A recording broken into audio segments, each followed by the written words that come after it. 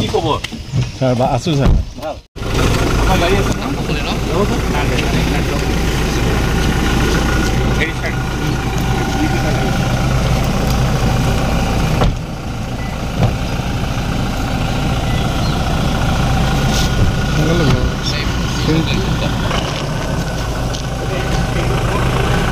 ৰাতিপুৱা 4:40 আমি খবৰ পাওঁ যে এটা চোৰাং চিকাৰী দল 3-4জনীয়া দল এটা ইয়াত সোমাইছে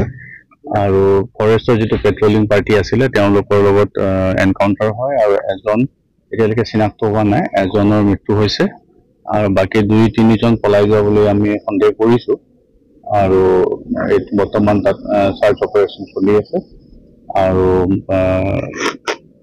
বিশ্বনাথ সাইডৰ পৰা অহা বুলি আমি সন্দেহ কৰিছো নদীপথ ব্যৱহাৰ কৰিছে নদীপথ ব্যৱহাৰ কৰা বুলি সন্দেহ হয়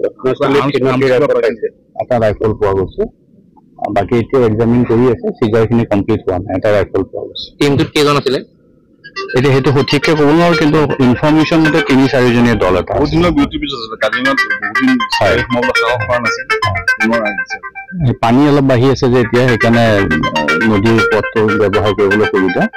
বাকি ডিটেইলছ আমাৰ BFO চাহ আহি আছে তেওঁ জনাই দিব থেংক ইউ